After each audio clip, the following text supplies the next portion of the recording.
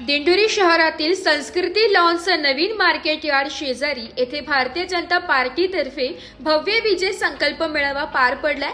या कार्यक्रमात दिंडोरी कृषी उत्पन्न बाजार समितीचे सभापती प्रशांत अप्पाकर यांच्या समवेत हजारो अधिकारी, पदाधिकारी आणि कार्यकर्त्यांनी भारतीय जनता पार्टीमध्ये प्रवेश करून भाजपाच्या शक्तीत मोठी भर घातली आहे।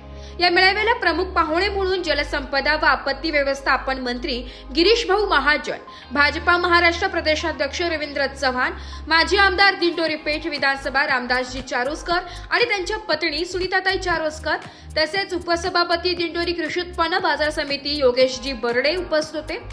कार्यक्रमाचे आयोजन अत्यंत उत्साहपूर्ण वातावरणात करण्यात आले होते।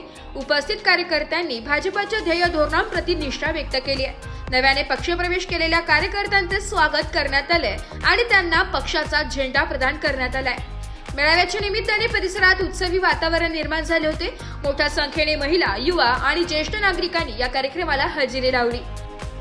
दिंडोरीत पार पडलेल्या या विजय संकल्प मेळाव्यामुळे भाजपाचे संघटन अधिक बळकट झाले असून आगामी निवडणुकांसाठी कार्यकर्त्यात नवचैतन्य निर्माण झाले। बाजार समितीमधले त्यांचे सर्व सहकारी आणि त्याचबरोबर दिंडोरी या मतदारसंघामधील संघामधील सर्व माजी नगराध्यक्ष, नगरसेवक, वेगवेगळ्या पदांवरती काम करणारे सर्व, आपलं सर्वांचं मी भारतीय जनता पार्टी पक्षामध्ये खरं तर स्वागत करतो।